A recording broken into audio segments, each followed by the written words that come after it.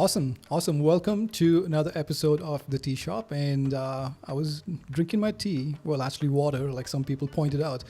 But I saw Geoff, and he decided to stop and chat.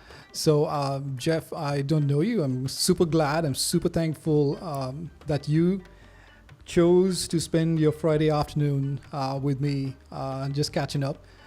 So, welcome, Geoff. Tell us who you are, where you're from, where you live currently, and then we'll get to if you did grow up in India, which part. But tell us about Geoff in the current day, Geoff. Sure. Thanks, Conrad. Nice meeting you. Happy to be here. Thanks for inviting me to have a chat with you. I'm Geoff Rego from India. I was born in Perambur. Lived early stages of my life in Maharashtra. Andhra Pradesh is what I consider my home. Been in the US. Came here initially in the late 80s, came back, studied here in the 1990. So I've been here for almost, I want to say 40 years, almost 40 years. That's me. Love being an Anglo, love talking to fellow Anglos like you, etc. And I'm living in California, in the Bay Area. I've been in California since '96. Came out to the East Coast, so lived on the East Coast for about 7 years, and then once I moved to California, it's difficult to go back. We're just so blessed with the weather. It's beautiful out here.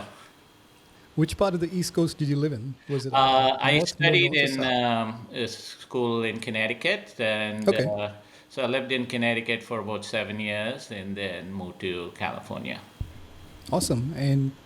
And you based in Cupertino, or is that where Yep. you work at? Yep. It's called Appletown. We're surrounded Yep, by everything Apple out here. yep. Although I'm not a big Apple fan, and I'm a Really? big Android guy. But yeah, this is Appletown. You turn around, you'll hit some Apple Yep, campus.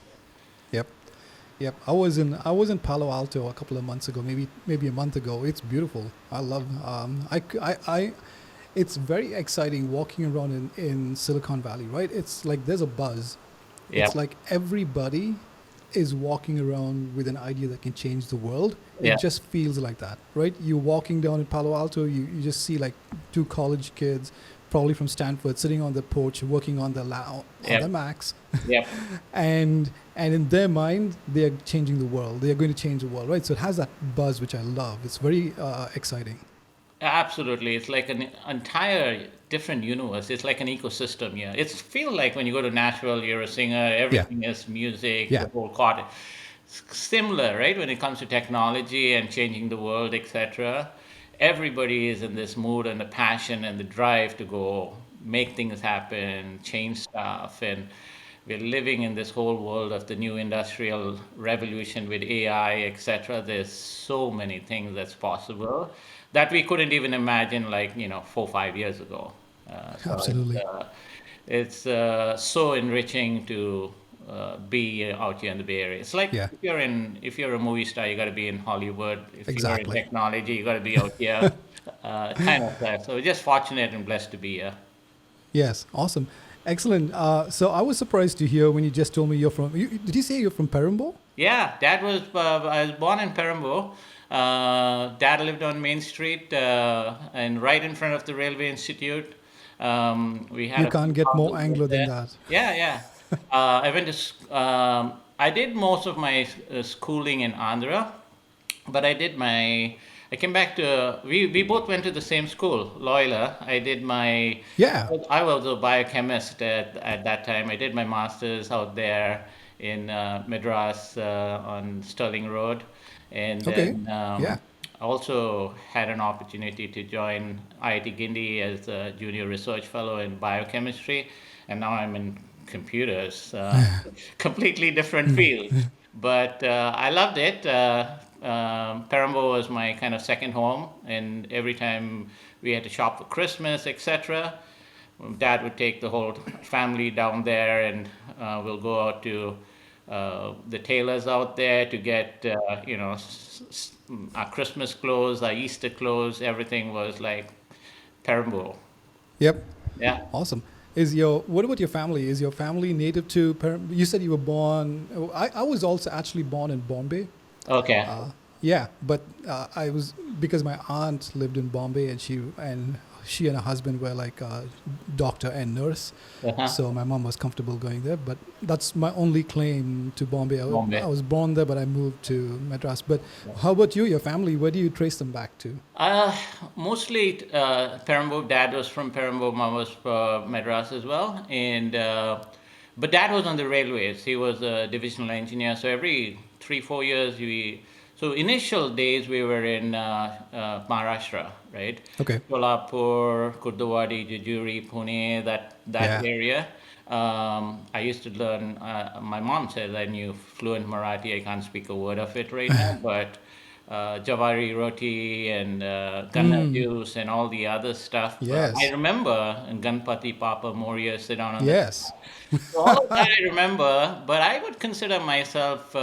I'm very proud of the place that I come from, which is Vijayawada. I lived in Vijayawada for the most amount of time, and so I would say between Tamil Nadu, Andhra Pradesh, and Maharashtra, those were the areas. Summertime, we visited Bangalore quite a bit, cantonment. My brother was in St. John's Medical. So every summer, we would get out of the heat from Vijayawada and then stay out in Bangalore. Bangalore is really awesome. Yes. It is. So, yeah, that. So, most of South India, I would say. A little bit of Yeah. Calicut in Kerala. So, yeah. And how many brothers, how many siblings do you have? I have three siblings, all are out here. Nice. And yeah, so one's in Arkansas, one's in Connecticut, and then another one is out here in San Jose area. So, Nice. yeah. Awesome. So I'm glad you said Vijayawada. So growing up, or at least spending a decent amount of time in Vijayawada, I guess the people who lived there probably said Vijayawada. The people who did not travel there probably said Bezawada. So Uh-huh. I, have you not heard of like That's what Bezawada? I call it blaze water because Blaze water. you put the marketing spin on it, right? It's like Yeah, yeah, it's hot, it's spicy, but it's beautiful. I mean, we really enjoyed yeah, it. Summer was really hot, but that's where the yeah, rivers are for. yeah. Go and we never really had any swimming pools or anything there. Yep, We had to just dive in and learn stuff and. yep. It's a good Anglo community there because it's a huge railway junction. So we had all the drivers, and we had great. I still go back. I was there last Christmas, and we still have a nice Anglo community out there, and we Love still it. have Anglo fun. I love it. I love it. Yeah. I did go to Bezawada, or Blazewater, Vijayawada once, because my dad was also on the railways, but Yeah. so he would travel, and that was the hub. So I went with him once. So yeah, so you didn't, did you, you did not go to railway school that was right opposite your house? Oh, No, we went to St. John's. It was like a Jesuit school. is And that the convent school, or is that? no, that was about 25 kilometers. At that time, it was Okay. really long to travel. Yeah. Now, when you go there, it's like you can get there very fast. Yeah. But that time, you had to get up early in the morning and about an hour and a half to go to the school. It was a CBSE Central Board School. And so, yeah, we went there. But they have some pretty good schools in the heart of Vijayawada, right? So, my wife, she went as well as she was a teacher in Atkinson, which is kind of an Anglo school, and so they have pretty good school. Actually, in another way, Vijayawada is like they call it Vidyan. It's like an educational hub. So when you get up in the morning, you're just like bees buzzing. Everybody is just going for studying and stuff like that. So it's like a huge. In addition to being a railway hub, it's a huge educational hub. So which was the culture which we grew up in. Yeah. Like. Yeah, that explains the biochemistry part. Well, I started off with that, and then I went to computer science. But yeah, that helped me sometimes. Yeah. When looking into biosciences. Yeah, absolutely. Where did you do your high school? Where were you? St. John's. So when at Okay. St. John's, I did my intermediate in Loyola, Andhra Loyola. I did my BS in Andhra Loyola. I did my MS in Madras Loyola. So I've been in like a Loyolite for a long Yeah. time. Yeah. Kind of the motto is let your light shine, and that's Yeah. what we try to do. Came here, did my master's in computer science. Actually, I first came here, I got an award, and I came here for free. From Nice. Tell us. Brag on yourself. Let's hear it. Yeah, came here for I want to free. hear it. Yeah. Yeah, you remember the Mafatlal organization in India? Mafatlal, yes, that's Yeah, stuck in so my head. I don't know why, but they had an institute called Megabyte Computers, and I initially tried to get into computer science way back, but they said, "Oh no, you have to have a degree in order to learn computer science and etc." Back in this I'm dating myself, like early '80s. My dad was like sent me to this computer science school, and they said, "No, you have to have a degree in order to learn computer science." So I came back after my master's, did that, and I came first in India, so in oh computer science. wow. Yeah, so they sent me out here free. I came here. I never ever wanted to stay in the US. I always wanted to go to Australia. I went back and was trying to get to Australia. I got rejected like 3 times. I never ever, I'm like an Australian reject. Never ever got into Australia, and I came back here, did my education, and I'm a happy camper here now. Wow, that what an amazing story, right? For the people who want, like, there's this whole immigration. I'm sure American politics reaches far and wide, but they always talk about we want the best, right? And for you to win an award and to come here based on that award, I'm getting goosebumps. Like, you are the person, the type of people like America is looking for. Like, they're opening the doors, right? Opening the arms and say, "We want you." That's amazing. That's congrats. That's Yeah. pretty amazing to hear. Oh, you're So welcome. what? It was early days, right? Back in the days Yeah, where, computer science was like the early days, yeah, and everybody was like, back in the days, people would say, "Oh, there was a problem with the exam because the computer made a mistake," right? So back in those days, yeah, but it's fun now to think of it. We went back from the early floppy days, I think pre-floppy yeah, days, where there's CP bar M before MS DOS, etc. that existed, to now everything to do with you know AI and stuff yeah. like that, so which is Yep. happening. So we've seen several decades of innovation that come to the market. And I'm so blessed. I mean, we lived on both sides, right? Where there was no technology to now Yeah. everything being automated to, Exactly. robotic stuff, etc. That's happening. So, Yeah. just blessed to be born in this age to actually experience Yes. it. Yes. I think about that too. Like, it's while it's nice to grow up in this age. I mean, I'm sure things will be drastically different, but it's nice to have experienced both, right? Like, we experienced both Yeah. centuries for that for that matter of fact, right? How many people can experience both centuries, not our kids, right? And then to experience pre-internet from like nothing to something dramatic, like almost magical, right? What a Yeah. great transformation. So did you meet your wife Oh. while you were there, or did you? How did you meet your wife? Tell us Well, the love we kind story. of sweethearts. We've been together since, very, very, very early. We used to play, chain game and Yeah. all of the other stuff. So she's my neighbor, right? Okay. So we grew up together. She also went to Madras to do her teaching. She's a teacher. So she went to the teaching school, and so we were like, uh, um, while she was in Madras, I was in Vijayawada, and while I was in Madras, she was in Vijayawada, and I used to commute almost every Friday. I used to take off one of the GT trains to Yeah. go to Was it Vijayawada, Coromandel Express? spend Was it? spend spend the Yeah. weekend there, and then Monday morning, no, Sunday night about 12 o'clock, get on one of the drivers. A lot of them are Anglo, so get on one of the uncles, either, and then come back. And I did that for a few years, and I think. Wow. And eventually I said, screw it, I'm going back to Vijayawada, and settled in Vijayawada.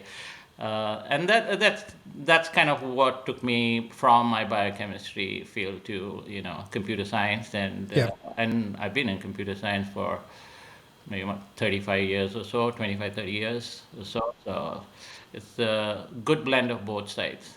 Yeah. Yeah. And what's your wife's name? My wife's name is Verna, and Verna? her actual name is Verna Tali, but now she's Verna Rego. Yeah. And we have two daughters. One's married, and she's a board certified behavioral analyst. She was working for Stanford, and Oh, another one is nice. finishing her college. She's into industrial psychology, which is how the computer, Yeah. the AI impacts humans, Okay. etc. And she's almost done. She's doing her last semester. She's actually uh, she found an innovative way to convince me to send her to do a last semester in Italy. So she put Nice. mom, me, and her sister together and kind of pitched it to us like Shark Tank, why she wants to go there and what's the value of the investments, etc. Which part of Italy? Milan, I believe. So it's like Sure. kids nowadays can figure out a way to do stuff, and these ideas Yes. never ever cropped up in our minds Yes. back then. Exactly. But Tell me about it. she's pretty sharp, and super happy that she's able to do that. Yeah. Awesome. It's and what's your wife's background? Does she work in computers, or she lets you do all the nerdy stuff? So And she's always been a oh, she was teacher, a but teacher. I'm sorry. Yes. yeah, Yeah. so for what in the previous venture of mine, I'm a serial entrepreneur. So in the Yeah. previous venture of mine, she used to help me with a lot of the back office stuff, mostly HR and managing a lot of the back office. Now she helps with this also on the back office side, but she also does teaching. So she teaches parent taught program, like she teaches the parent how to be a better parent. Okay. So it's the parent and kid come to, and so she's kind of a parent taught adult education program, and she's so passionate about it. Mm. I don't have the patience or the passion to do what she does. So I learn a lot of stuff from her in terms of she has that work ethics of never missing work always. It's very very difficult to Amazing. get her to say, hey, let's take off and go somewhere. Nope. Her students come first, and I think she got that DNA from her mom, who's like work like crazy and bring up the kids, etc.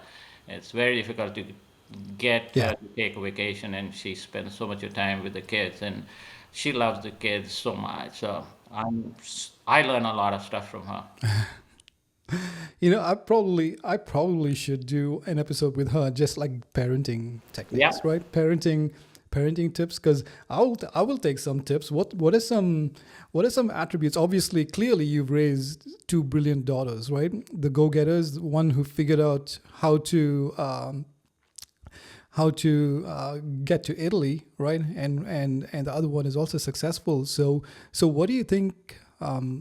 I know it's part of your makeup and your wife's makeup as well to be those go-getters, and that was probably the environment your daughters grew up in, right? But is there any special thing that you and your wife decided to like parent in, or what do you think is the? Give me a free tip is what I'm I asking don't for. know. I don't know if there's one thing that we did, which is it's like when we became parents, we were like, "Are we ready to be parents?" I was Yeah, scared. Like, am I ready?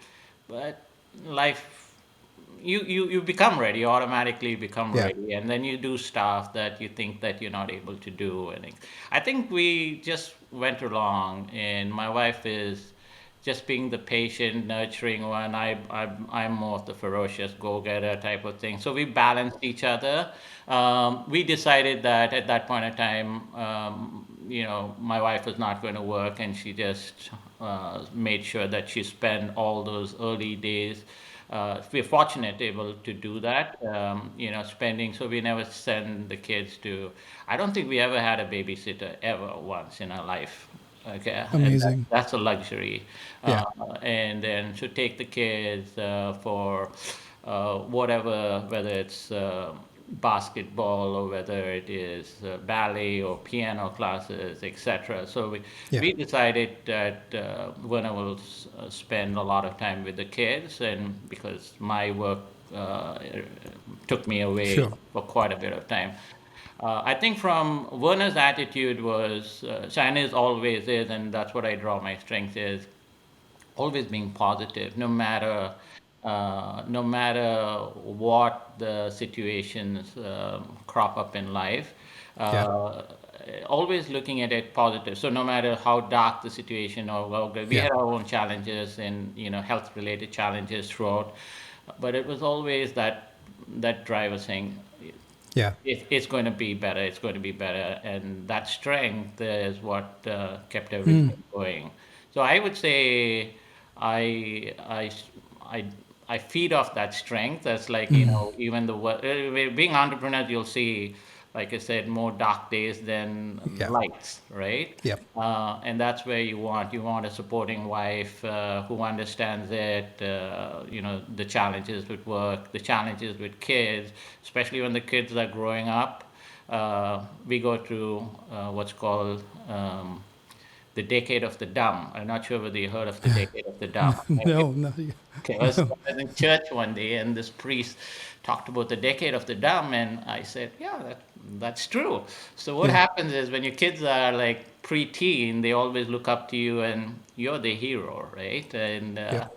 but then once they become teenagers, they change. You don't even recognize them, and then you are dumb, and everything. Mm. You're just old school, and you can't relate, etc. Right?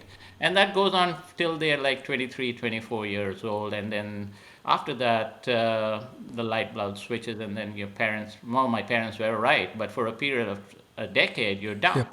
So Yep. I've lived through 2 decades of the dumb, and Hilarious. I think every parent will go through that decade of the dumb. Yes. Um, so I think to get back to your point, I don't think there's one single thing we as parents, and I'm sure everybody Yeah. experiences this, is like how do you work together, right, Yeah. to make it happen and driving off each other's strength. Yeah. And since we grew up together and we've been always Yeah. together, it was a lot easier for us. We've been inseparable for forever. So Yeah. for us, it's like it's no big thing. It just happened. Yeah. So Yeah. What hopefully a great that's story. what you're looking for. But No, it's it's perfect. unique, but it's really really good. Yeah. No, what a great story. I mean, it's a great story, right from you hopping the train every weekend, right, to now raising two successful daughters. That's an amazing story. I would love to, maybe not now, but maybe have your wife on later if she's willing, talk about some relational experiences as well, right? Clearly you two are doing something right, you know. I don't know what it is, but if we could like point fingers and say, "Oh, that's it. That is. Here's are the three things they do so well for a successful marriage." You know, Yeah. like what are those things? I'm curious to know, because sometimes we just go about life just things happen, but we're not intentional about it. But I think in a marriage, in a relationship, you have to be intentional about certain things, you know. Yep. Especially with, I understand being an entrepreneur, right? Your mind is always busy. It never turns off. You have to turn it off, force yourself, like, fine, yes, okay, I'm here, I'm present, you know.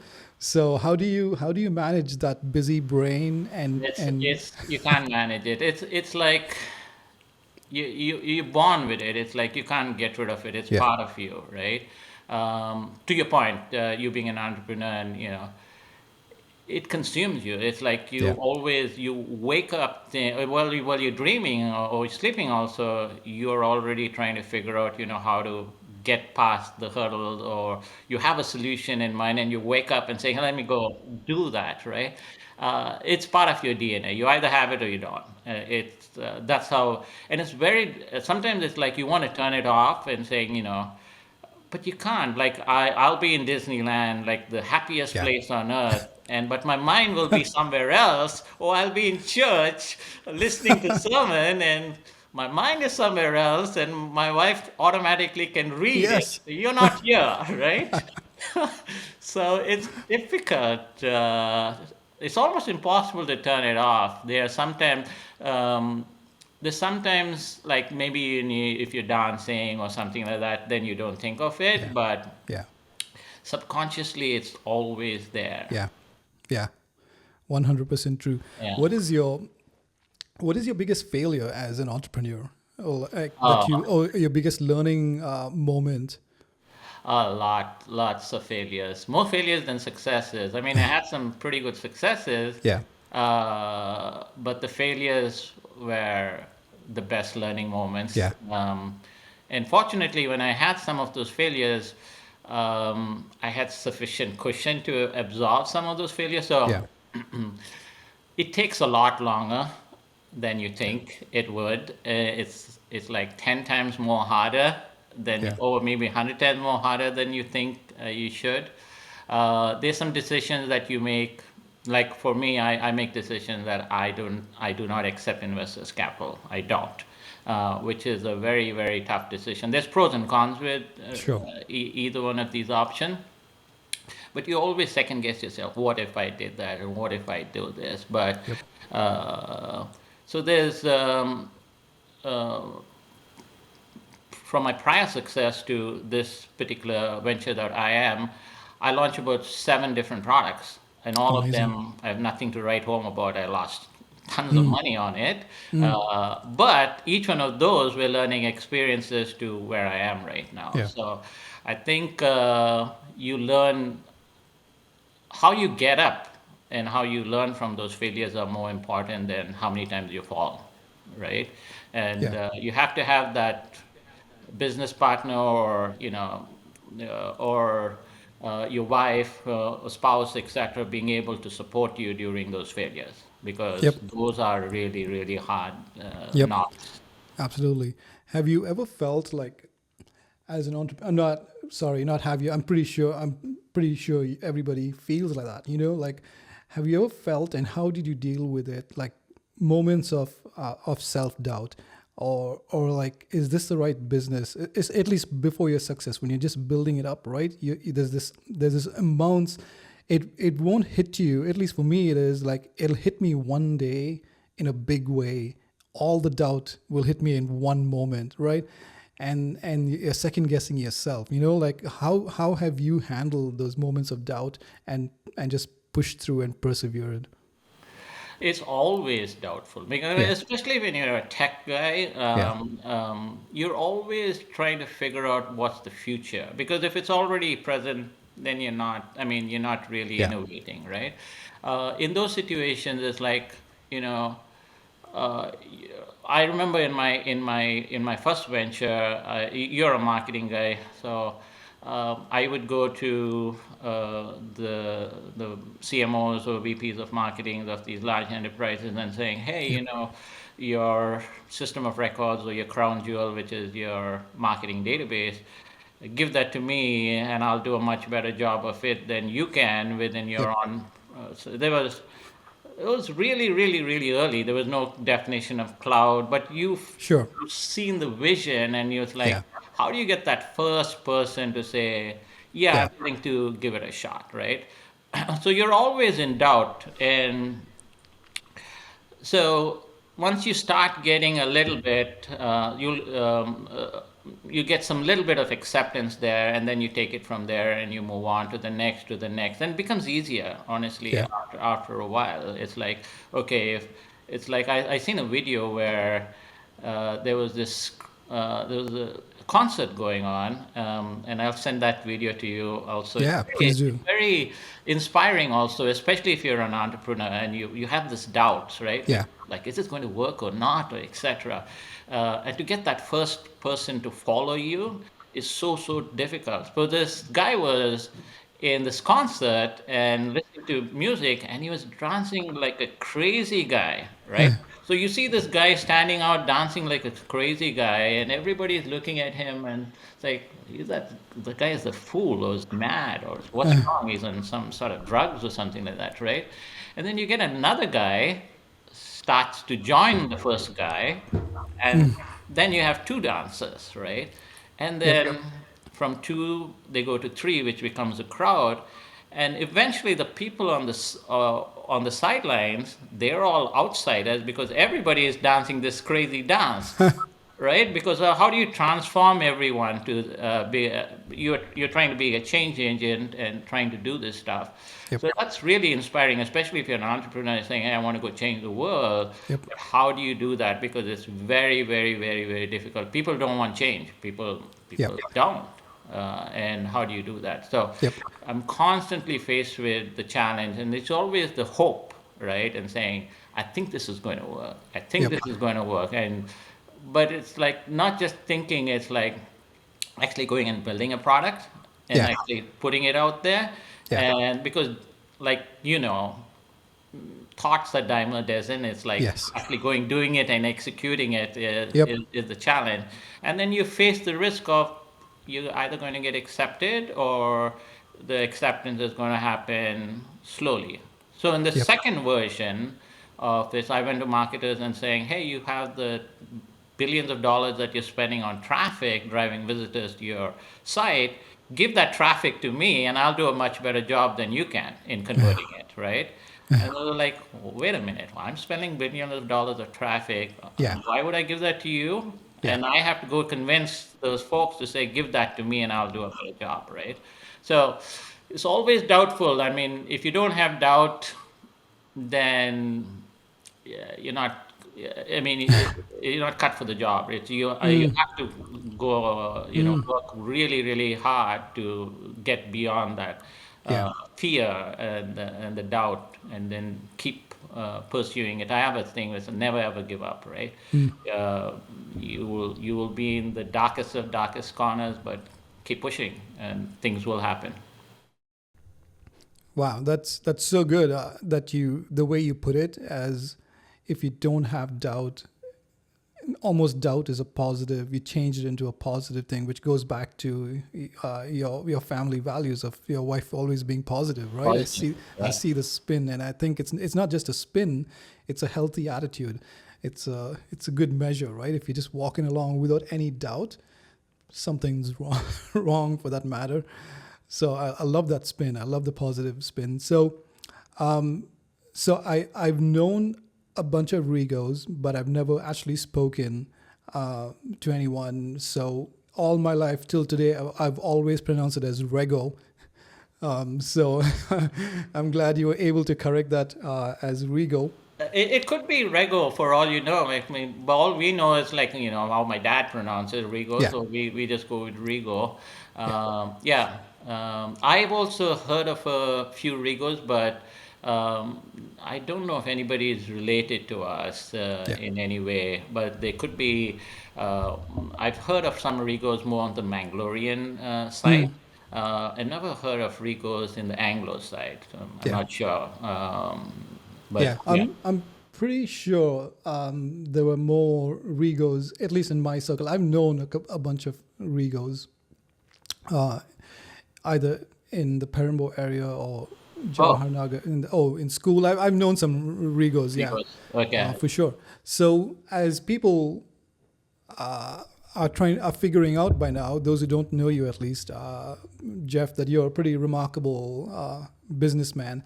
Entrepreneur, right? A serial entrepreneur, and I'll brag on Geoff, right? And Geoff can explain my brag, right?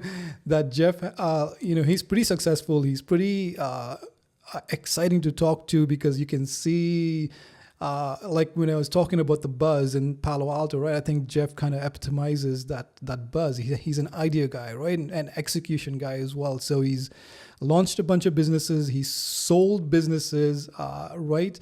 These are not the attributes that we first think of when we think of Anglo Indians, right? In the Silicon Valley, we did not know we were represented in the Silicon Valley as not just traveling there for a job, but you are like part of the founder culture in Silicon Valley, which is a pretty big deal, right? And getting to talk to you is such a privilege, right? Is that having that opportunity to pick your brain I hope everybody listens to this for some just solid life advice and some business advice, right? That we can get from not Elon Musk. We are more likely to run into you than we are to Elon Musk, right? So it's really good to look at our neighbors and our friends, because they are the ones who can impact us more than, sure, Musk has some great things, but we're more likely to run into you Yeah. at a dance Yeah. than we are Elon Musk, right? So thank you so much for, I would love to know, tell me what your first business that you sold. I know, was it your first business that you sold? Was it to I got Oracle? lucky. I sold my first. I ran it for about 8.5 years. So back in the days, like I was saying, there was no concept of clouds, Yeah. and there was a small company called Salesforce at that time. They were doing like system of records for sales divisions, and I was kind of doing the parallel thing on the marketing side, right? Which is like, and I ran that. Eventually, sold that to Oracle. Tried a couple other, well, half a dozen of those other products that I tried, and then I came back to marketing now, and running this for a little over 7 years. We are like one of the top few marketing technology companies focused on mostly business to business, well, not mostly, Yeah. only business to business, and focused on personalization of it. And we big proponents of AI. We've been using AI for a little over 6 years now, and we are trying to transform the world. We think that's going to be the future, and we continue to invest in AI-based technologies to provide the best user experience for end users. And marketers spend billions of dollars in their Yep. campaigns, and they want higher conversions. And you are an Yep. SEO, SEM guy, Yep. so you know the drill. So what do you do after they click, right? Yep. And how do you engage with them, and Yep. a lot of that stuff. So marketers are looking for that, and we are providing the technology solutions for the marketers, B2B marketers. And Yep. uh, it's exciting to be in this world, and being one of Yeah. the few guys who are like pushing the boundaries when it comes to martech. Yep. That's what we're doing. Do you see yourself more as at least now, do you see yourself more clearly? I think you see more yourself more as a marketing guy than a product guy, right? Or have you? So I'm the chief product guy as well. You know, I Yeah, make multiple hats. It's difficult when I had long sure. hair. That I was a developer, right? Yeah, I'm like an hardcore low level developer, right? yeah, I built operating systems, compilers, device drivers, like really low level, and I felt like, whoa, well, that's where all the power is. And then I started getting little bit more educated, saying, that's not where all the power is.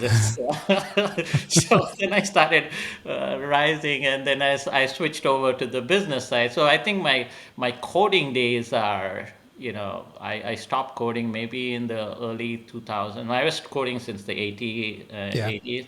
I would say. Then I moved on to the lead gen side, where the early stages of the internet, etc., when internet was just coming out, right? Yep. And stuff that we take for granted right now, which is either there was really no ability. I prior to founding this, I also ran insurance company, which we went public back in the 90s, Oh, with a company nice. called Insurance Web.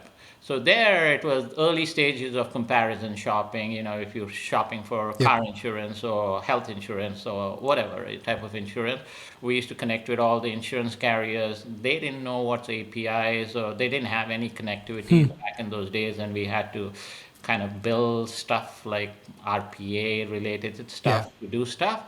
And then like payment processing, co-browsing, a lot of underlying Yeah. technology things that we had to do to enable the first generation of doing commerce on the net. So it's like I said, being through all of those stages, you appreciate Yeah. where we come, where we Yeah. were, and where we come. And we made Yeah. tremendous progress in Yeah. several areas. Yeah. So you are like, are you familiar with Patrick Bet David? No, I'm not. Who's he? I'm sorry. He's an entrepreneur, and Sheldon and I listened to his podcast. Okay. and he sold his insurance business as well. Okay. And now he lives in Miami, every other entrepreneur on the East Coast, at least. So when you told me your insurance, I was saying like, yeah, we have our own Patrick Bet David as well. Okay. In Yeah. I think. in Jeff. Yeah. No, I don't know. I left that when back in the 2000 when the economy crashed. Yeah. The company decided to relocate to Sacramento. I didn't want to leave the Kobe area. Yeah.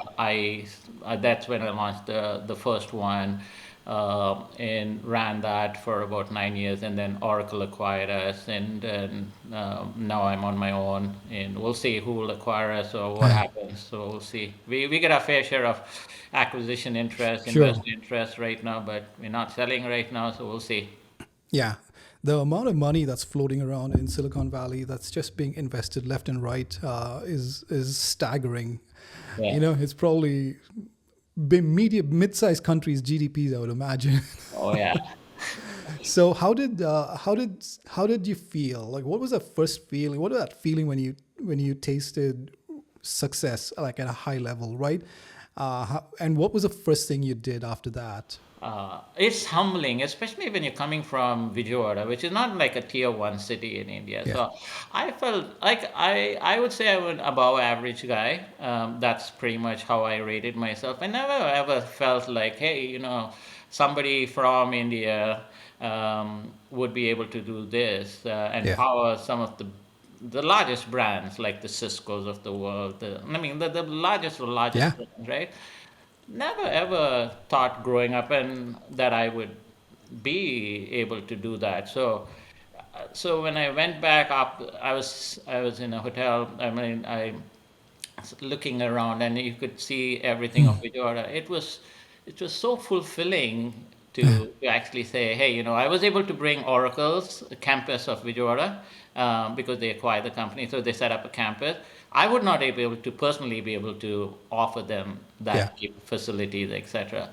So just like an above average guy being Yeah. able to do this, I surprised, and I always tell my guys, we always surprise ourselves in terms of what we can do. We think we can't do it, but Yeah.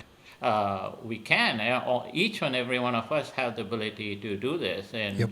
And in fact, my co-founder, when he started off with me about 20 years ago, we just hired him as like a front end, like a Java JSP developer, and now he's my co-founder because you just give them the opportunity, Yep. you can do it. So I felt super humble and I don't know what I felt. It was like gratifying to see someone coming from a small city like Vijayawada to be Yeah. able to actually bring the largest, one of the largest enterprises Yeah. to the city of Vijayawada, Yeah. right? So it was very, very humbling. I never ever thought I could do it. But now that I'm in it, I kind of know how to do it. Yeah. But at that time, I had no idea. It was like, I didn't even think I could do anything like that. Yeah. So you surprise yourself, Yeah. and with these small victories gives you that energy or the power Yeah. to get to Yeah. the next stage. So Yeah. is there a street named Jeff in No, Vijayawada? there's no street name. I don't. I enjoy going to Vijayawada, right? Because Yeah. you meet up with all your friends, your family, and there's different circles of friends, etc. So I used to play a lot of badminton, so I have a badminton group together. I'll have people who I worked with. I used to Yeah. work in pharmaceutical company, so I'll have a pharmaceutical group. So when I went back so you don't get that in the US. You're so Yeah. on all the time, Yeah. always on, so you don't have that luxury of saying, hey, let me go back and chill out. And Yeah. those memories are nostalgic, and you really reliving those is like priceless. Yeah. So Yeah. And for me, that's more than worth a street named Jeff or anything. It's like just being with Absolutely. friends that you grew up with. It's like so good. yeah. Do you binge on mangoes when you go back to Vijayawada? Unfortunately, don't go back in summer. Summer's hot. Yeah. Yeah, it right? So is. I go back only in December. That's the only time I venture to go back because it's like, okay, Yeah, Christmas dances and the yeah, yeah, Christmas yeah. spirits and the culkers and the rose cookies and all Oh the my other God. stuff. Yeah. Yeah, so that's those are really really cool, and you meet your friends, the childhood friends you Yeah, grew up with, and you get some dishes that you never ever get it. Or even if you get it here, the yeah, animals are different, doesn't never yeah, taste the same, etc. So yeah, I enjoy going back to Vijayawada. yeah, Like I said, when I want to spend more time in Vijayawada as much as I can. yeah, But again, I have to balance that with what's going yeah. on. I know you're a long, long way from this, but do you think you would ever like, do you think you'd ever retire like when Oh, you're done in Vijayawada or no? you ask my family or my people who know me, they say, no, Jeff's not good. But inwardly, I mean, I tried to retire the last time around, to be honest. Yeah, After I sold the company, I took off. sure. And I thought, well, I could retire. And the reality, it was, I got depressed, Mm, honestly. And yeah, the first 2, 3, 4 months doing a whole yeah, bunch of traveling, etc., that felt like, right, it was like, oh, cool, yeah, this is something that I could live with. yeah, But every Monday was so depressing. I would see everybody going to work, and I was like, what the heck? I'm not doing anything, and there's only that much of TV that you can watch, yeah, etc. And I'm a guy who's like on the go. I can construction. My brain was atrophying, honestly. And then I said, no. After about 6 months or so, I came back and I started feeling, okay, yeah, this is the energy. This is home, right? I love it. But now, if you ask me, I think at the age I am right now, I could after exiting this business, I could. I Yeah, think at this age, but yeah, earlier age, it sure, was tough. sure. But now I think once I exit this, yes. Yeah, But my family, they don't believe it. I know people your who know daughter me, doesn't want to trade Italy for they're like, no Vijayawada. way Jeff is retiring, right? But personally, I think I am ready. Yeah, But nobody believes it. yeah. We'll give it 6 months at least, right? Uh, so did you get married here or in the Bay Area or in India? No, no, we got. It's interesting. We got engaged, I think, in '87. I didn't have any plans to get married. I came here in '88. Went back. I came here again in '90, and then I was like, I couldn't keep going back. So I Yeah, said, all right, let's go. We got married in December of 1990, and then we came here. Verna came here with me in January of 91. So about almost, what is it, 35 years or so. okay, Verna's yeah, been here. But it's been good because we were students at that time. Everyone was like, coming home because when I was the only yeah, when I was able to cook stuff, and all my friends were all bachelors, and so it was a good time in Connecticut. yeah. So yeah, our house was kind of the place where everybody huddled. Was there a big Anglo community in Connecticut when you No, moved? No. Connecticut, we didn't really have a. Out here, there's a great big Anglo community, and you should talk to some of the Anglo Yeah. person here. The one person that I'd love you to have a conversation. We call him the Don out here of Anglos. He's a guy called Kevin Ward. He's Okay. really really good. He's from Calcutta. I didn't know there were a lot of Calcutta Anglo Indians out here. There's a lot Hmm. of Calcutta Anglos out here. Um, so we were conducting, the way I got to know Kevin was we were running a company party, and Kevin was there, and he was bartending, and it was like, the way we talk, we can Yeah. automatically recognize Yeah. that, hey, this Yeah. this is an Anglo strain, right? So we got introduced to Kevin, and we become very very close family friends. And Kevin has this charisma of bringing everybody together, Mm. and his whole thing is, how do you make people around you happy? And Yep. he and his wife are amazing cooks. And when they cook, they don't cook small things. They cook like huge, big dekshis of stuff, right? So you should talk to him, and he has such a great memory, and he knows I'm just pretty going to much make a note. everyone. I'm not texting anybody. I'm making a note. Yeah, Kevin. yeah, yeah. I'll be happy to introduce you to Kevin. Awesome. He the we had like a West Coast. There was a guy in New Jersey, Professor. He's no longer alive. Blake Williams. So he Blair Williams, created. right? Huh? Blair Williams? Blake Williams. Yeah, Okay, yeah, okay. I, Yeah. I christened him as Blake Williams. No, it's Blake Yeah, Williams. yeah. So he was really, really good. Yeah. He started a fund called the CTR, Yep. Calcutta Thalliger Relief Fund, and so this was kind of the west wing of it, and they ran events out here for I want to say a little over 10 years, just before COVID. So they run dinner dances and as well as picnics, and they sent I want to say about 100 odd thousand bucks to India for all of these things, right? So we'll have big occasions, yeah, and Kevin and Christine and Werner was part of the committee, etc. It takes a long time to do it, but they Yeah. galvanized and brought the Anglo community together. Um, they were doing it for till pre-COVID. Oh, Um, wow. and then now we have smaller social functions out here. But you should talk to Kevin. He is a wealth of information. He knows a lot of folks, and we just hang out with him and his family.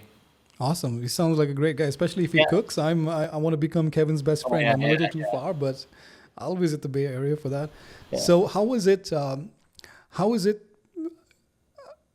for you as an Anglo newly married at that point in time in the 90s living in the Bay Area, or how was life? Was it any different? Was it was people confused who you were, like what's an Anglo Indian, or you were just lumped in We as all get Indian? that question. What's your real name, right? Yeah, yeah, yep. I think, I mean, when I first came here, I came here as a student, right? We had nothing. Yeah. Dad gave me, I think, maybe 3,000 bucks or 5,000 bucks, somewhere in that range. But all of that went. Rupees, right? No, no, no, no. He gave me dollars. Okay. So I didn't come up with that $5. So I'm a little Okay, more rich okay. than the guys just. So but all that money went to school. I mean, as soon as we Yeah. got in, you go to school, you have to get an apartment, Yep. and we students, and it's like, so I had to do all sorts of odd jobs, worked in gas stations, whatever it took, Yep. right, to keep the lights on. Werner did the same thing. So it was tough, but it was very satisfying to be self-sufficient and be able to go get Yeah. things done while pursuing school. Yeah. Right. So, really, really tough days, but we look back at it, and that's kind of the foundation that kept us strong. When you look at it and say, "Hey, what was the secret?" So I think some of Yeah. that also made us. When you grow up in adversity and you go up Yeah. in challenges, that makes you stronger. So we always look at those days and we really relish it, right? Even though it was tough, we there's a lot Yeah. of good memories, and we built really strong friends. Yeah. You know what they say, right? You get friends who are really, your true friends when things are tough, not when Yeah. things are good, right? Yeah. They are more fair weather friends than Yeah. the friends who are really true. So we always go back to our days in Connecticut, and yes, it's snowing and it's not sunny and it's tough and all the other stuff, but we really, really enjoy those days. We always, when we talk to our kids, we always talk about not the California days, because Yeah. that's different. Yeah. We always talk about the days which were tough and how we came back, but they can't relate to it because Yeah. they can't. I mean, Yeah. unfortunately for them, they don't have to. But that's what made us who we are. Yeah. So when we came to California, I think I came here in '96 when some of my friends who were at IBM and all, they moved to Oracle, and that's how I came here, right? But once you're here, you get blessed again, and the technology, especially if you're a tech, Yeah. it's like a mecca here, right? It's Yep. like it's really, really good. Yep. So you can't get out of it. It's like Yep. it's it's so beautiful. So weather is really, really amazing. The only thing is, yeah, you pay for it. Yeah. It's very Yep. expensive, etc. But we're just blessed to be here. Yeah. Yeah. When I was in Palo Alto, I sent a picture to my wife. I bought bread, one loaf of bread. Of course, Palo Alto is probably, I think, one of the most expensive zip codes, I think. Oh yes, yeah. So when it was like when I first moved from India to here, I would like, what? Idlis are like $5. What? So moving from Atlanta to Palo Alto, I was like, what? A loaf of bread is like $7. Yeah, It was almost moving from India to the US all over again. yeah, yeah. It was hilarious.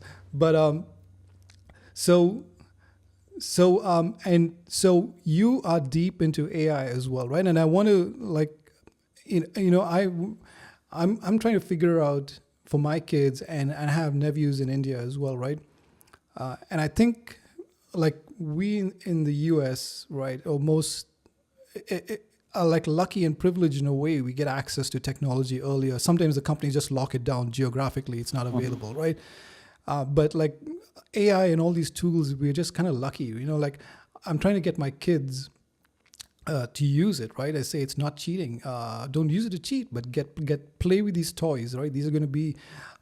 So you being in the tech industry, are you thinking of like, because I'm always thinking, right? How do I open up these opportunities for just to start with my nephews in India, right? How can I make the same tools available and make a level playing ground, you know, so that they don't, because the kids over here are already like 3 years into, they know the AI, they've been playing with it, right? They have that access to it, but kids maybe don't have access. They can't afford the $20 a month for Chat GPT, you know. So I was trying to figure out like how would you do you think about those problems? Like, do you think about how can you take solutions from here and apply it to friends and families back there, and like kind of even the playing field a little bit?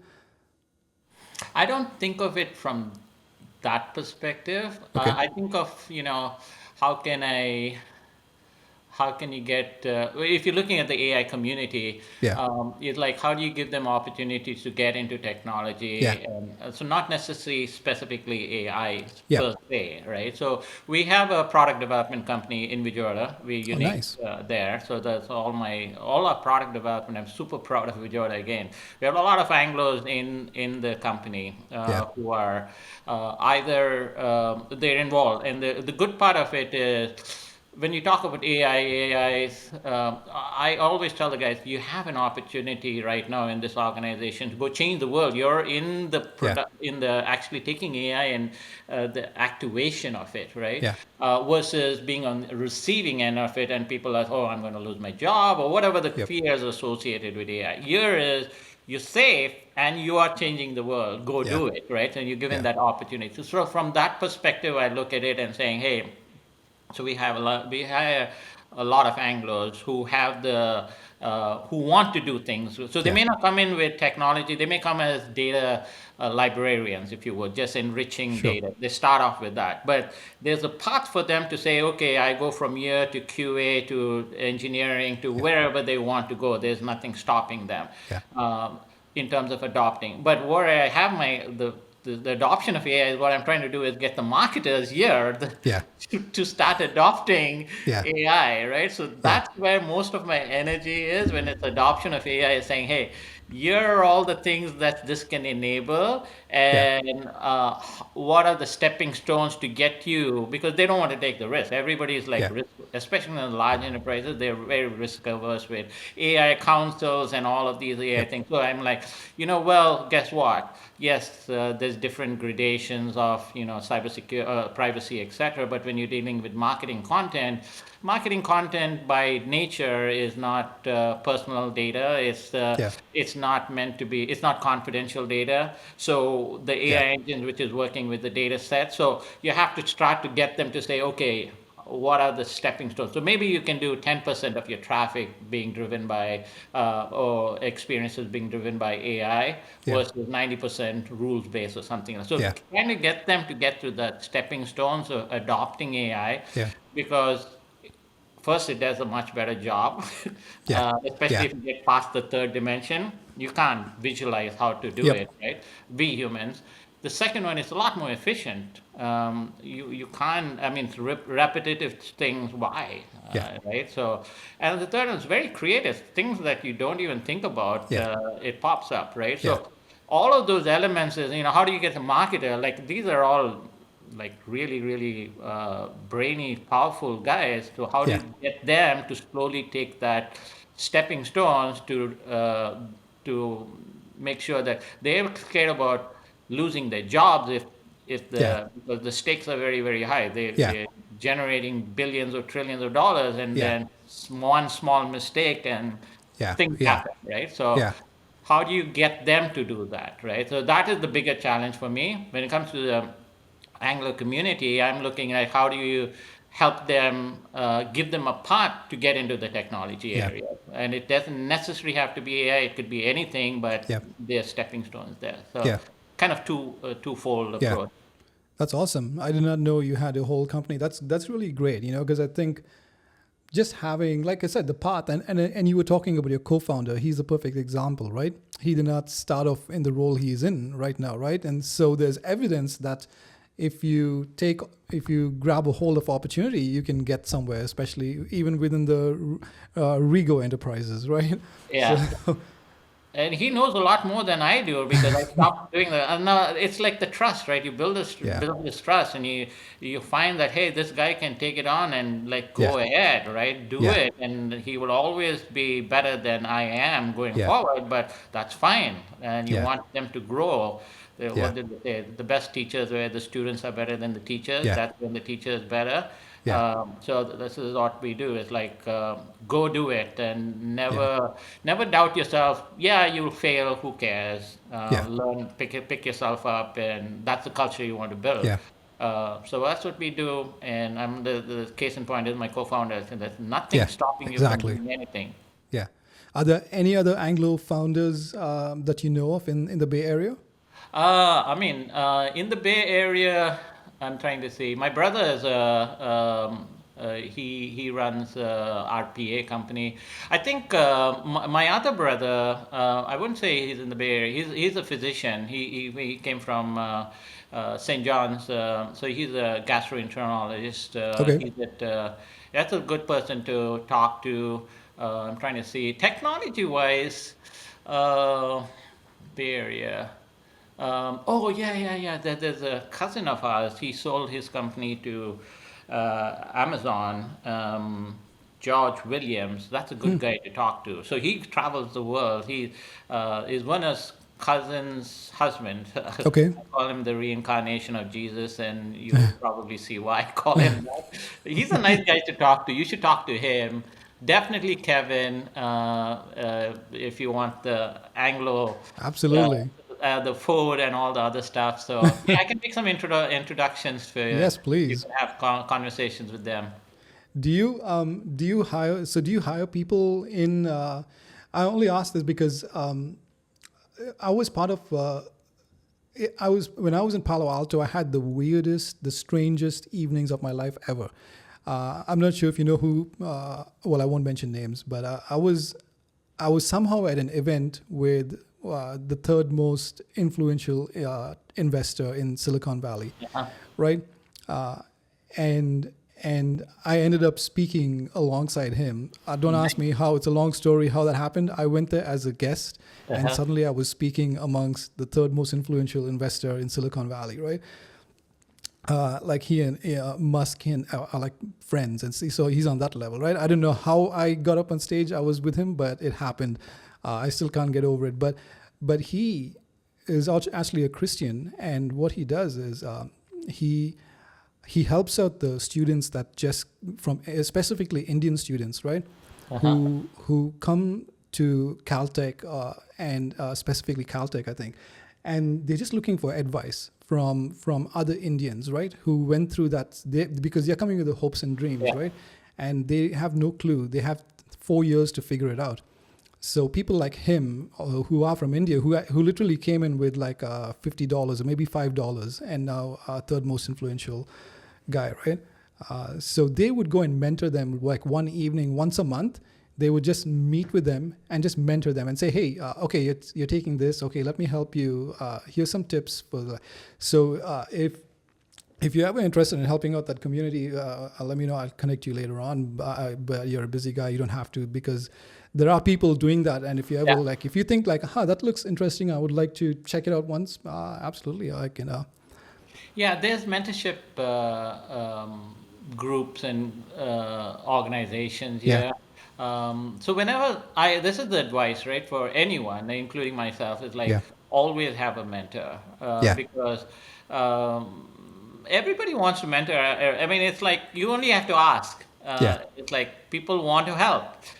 It's like people feel shy or whatever, they inhibited from asking, but it's always good to have a mentor and a mentee relationship, because I think it serves both sides. It's beneficial for me mentoring someone as well as beneficial. So I do, anyone who comes and asks for mentorship, yes, absolutely, whether it is to do with anything, right? It could be finance related stuff. It could be like, I have this particular challenge. What would you do if you were me? I also believe in alliances, big time. Alliances are huge ways, not necessarily mentorship, but that's a form of alliance, right? Sure. So I belong to an alliance of CEOs in the Bay Area, over 400 or 500 of us. We get there, there's no board, kind of let your hair hang loose, whatever hair I have remaining, right? And then we just chat, mentor, part of a pavilion group, like any sort of alliance is great, because you meet, greet, and you are able to help each other out, right? Even within the company, I'm like, I have every Saturday, every Friday, just before this, I'll have like a 1 hour session, right? Ask me anything on any topic for the employees, right? And I may not know everything, but if I don't, I'll tell you who to talk to or something like that, right? So you always want to share your wisdom. You can't grow by putting others people down. I learned this from like, even though I hated him, and I still do, Michael Jordan. His thing was not how great he was as a basketball player. And the reason I hate him is I was a diehard, and still am, diehard New York Knicks fan. So he always messed us up and never got past Bulls. But what I learned from him is like he made people around him better, right? It was not just him being great. It was making people around him better that made him great, right? And so how do you it's like the way you make people better, by byproduct, you have to make yourself better. You can't make others better. So I always like try to make people around you better versions of themselves. And if you can do that, everybody wins, right? So that's my Michael Jordan thing. I've gone. I mean, my hatred meter has come down as I grow older. And It's been a couple of years now. It doesn't really matter that much now. So yeah. That's Awesome. kind of the mentorship and the alliances that that helps. To your point, that's worth its weight in gold. Yes. Absolutely. Yeah. Absolutely. Because, like I said, I was there, and now suddenly I become a mentor, and I still keep in touch with these people, these students from Caltech. Right? They were so hungry. I don't have. It's by no means. I had some success, but at least I have some experience, right? So I was able to help them out, and they were so thankful, because they were so scared. The parents sent them off, right? Oh, so you got 4 years, your visa expires, figure it out, right? So they are like the most hungry people, and they're so thankful. I still keep in touch with them.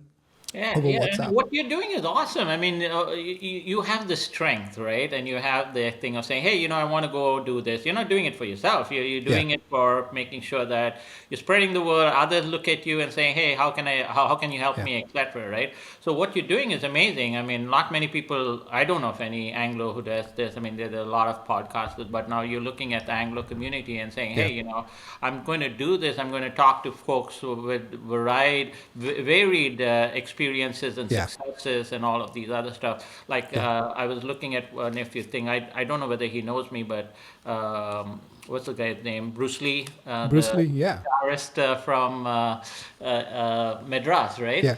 So he played at my Silver Jubilee. Oh, really? Yeah, in back in Vijayawada, my brother-in-law is a musician, and so he came from Australia, and I think Bruce Lee was part of his band or whatever. So when I was looking, I was like, I know this guy because he played at the thing at my Silver Jubilee back then. So, Amazing. but everybody brings a different Yes. flavor, right? We Anglos, we have music as part of our DNA. Yeah. It's like you got to have it because that's how we grew up. And then, so yeah, we're very musical. Like you get all of these talents and you showcase some. Some are great in, a different aspect of being entrepreneur, like the services related Yeah. area. You had your success with your agencies and Yeah. SEO and SEM and all the other things. So what you're doing is amazing. It takes passion to do it. You're not getting up and saying, "Oh, Yeah, it's a mundane thing to Yeah. do." I You love like this. doing what Yes. you do, and people can learn from it, right? Yeah. And that's how you spread the word. So kudos to, and I'm glad you're doing it. Awesome. Thank you, Jeff. I appreciate it. I won't keep you long. Yeah. So, what was I going to ask you? Yes. Are you a reader? Are you a big reader? I used to read a lot of technology books Yeah. back in the early days, right? I mean, like every single technology book. Yeah. Well, that's exaggerating, but a lot of Sure. technology books. Then I started reading business books, but Yeah. nowadays I'm gone down to the TikTok format. Give me a condensed version of this, Yeah. or summarize this Yeah. for me. That's all I want to do. So I think I'm not. I wouldn't say. I don't read non-techie or non-business books. Okay. I don't have the appetite. Somehow my Yeah. brain is not wired there. Yeah. But my daughter and my wife, they're avid. They read books as it's like their dinner, lunch, and breakfast. Yeah. Like they keep reading. Yeah. So they Amazing. have a huge appetite to reading books, but I don't have that DNA. Yeah. I just I can relate to any technology related Sure. book, but more over the last 15 years is more business oriented book. Yeah. Technology less. Yeah. But are you a big reader or? I am. I don't read as much as I used to. Like I was telling Sheldon as well. So our Saturdays would be, we would just wake up in the morning, read, skip lunch, Oh, eat a yeah. late dinner. It would be pin drop silence as teenagers, right? Odd things to hear, right? As teenagers, that's what we would do. So my daughter and my son does not read as much, but I would have to go up at like 1 o'clock in the morning and tell my daughter to put her book down and go to bed. Oh, So, wow. Yeah. So yeah. Yeah, Sheldon is another great guy. I mean, you already talked to Sheldon, and that guy is amazing. Yeah. I love his. I mean, he is much younger than me, but I love the tenacity of Yeah. trying to bring and unite all the Anglos Yeah. from all across USA, and he's done excellent. There's another thing is like people have this idea we want to do it, but Yeah. who did it? Sheldon and team, Yeah. right? They're saying, oh yeah, it's very difficult, and yes, there's doubts, like you brought up earlier in the conversation. Will people come, right? Yeah, there's doubt. Yeah. Will it fail? Yes, it's doubt. But trying to get people to come to Chicago in December. Yeah. Who the heck can? But Sheldon pulled it off. I'm super happy that he did, and we're like huge supporters of trying to Yeah. make this ongoing. Yes. And it's a challenge. It's very very difficult as an organizer to actually do that. It takes a lot of passion to Yeah. do it. I'm super happy that he and Samantha they actually came down for our. We had like a Christmas event. Yeah. They actually flew down from there and they came and spent Nice. time with us, etc. So all good. That's another awesome guy. Yeah, he is. And before we go, I think you also did something for the West Coast Anglos, right? You Yeah. also were you played a crucial part in bringing Anglos together by organizing a community and a dance, right?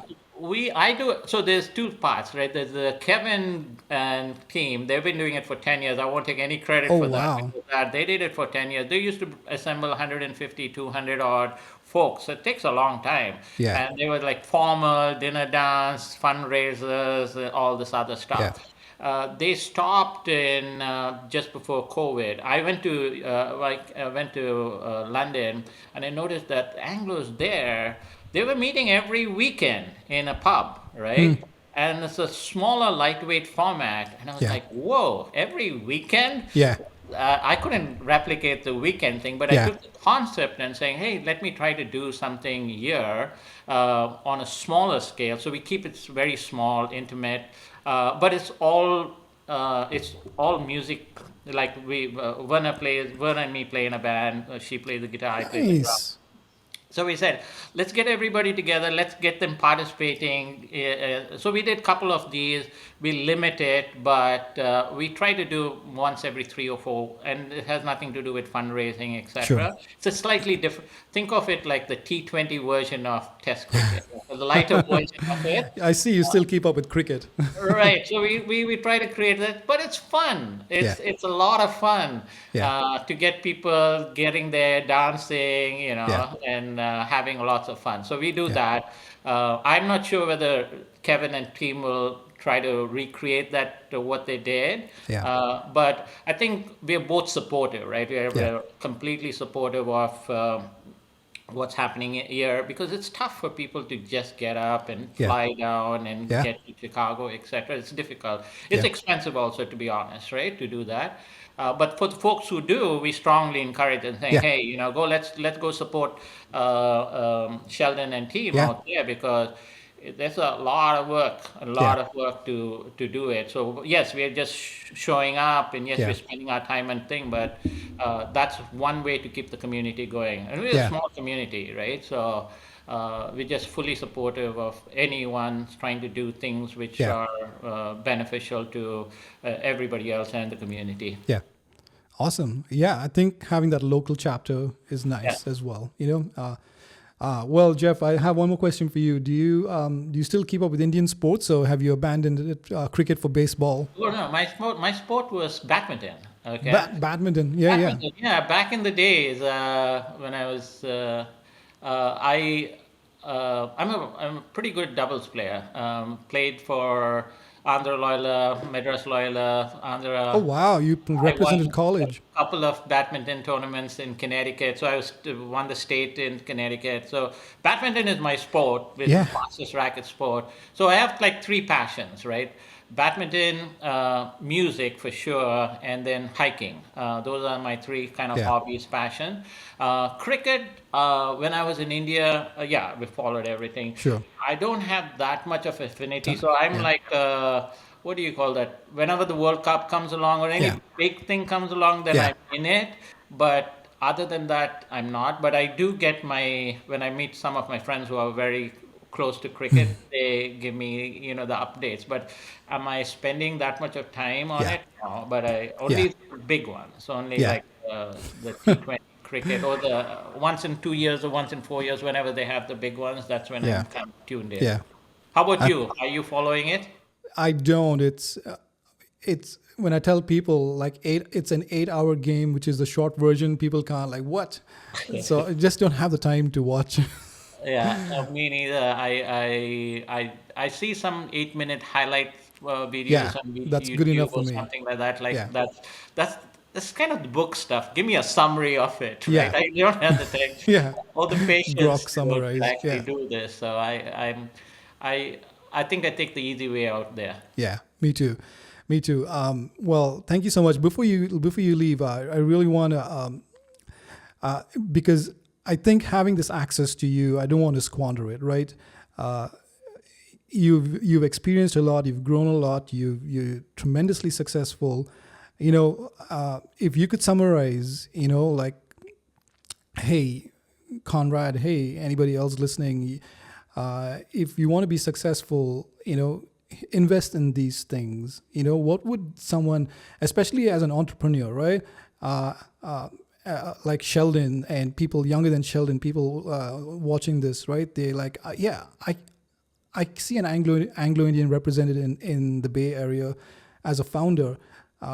Like they're like, I only thought it was Zuckerberg and Musk, right? But there's you as well, right? As a founder in the Bay Area, it's no joke, right? So what give us some advice? Like what are some keys to success? Just in your experience. Yeah, I'll talk from a technology perspective, Yes. right? Because that's the what. If you have an idea, most of the times I would say 90% of founders, or more than that, probably, actually found their idea while being employed. Okay, Yeah. so you're not necessarily. It's not a major risk. It's the effort that you're going to make. So you're employed in an organization. You either know the domain, right, or you know the problems that are in that domain, and you think, hey, I think I have a solution that can solve that particular problem, no matter how small it is. Yeah. It's a problem that you're trying to solve. While being employed, start doing some stuff on the side, right? Either yourself or try to get a co-founder or somebody, right? And start doing that, building it out. You're never going to get it right the first time, unless you're like going to hit the lotto or something like that, right? You never, 99% of the time, you're never going to get it right. But keep building on it, right? And build a particular product. So it's maybe a small function or something like that. But I'll tell you, you can go and talk to the world about your idea or concept. Nobody really cares, honestly. Yeah. There's like, ideas are diamond desert. Once you have something which is living, breathing, and you can touch and or you can feel with it, people will start paying attention. Yeah. Okay, and once you get that, the where you know that you have something is if somebody is going to write you a check. Yep. Even if it's $10, what doesn't matter. If they write you a check for that particular product, you've achieved a big, huge milestone. Yeah.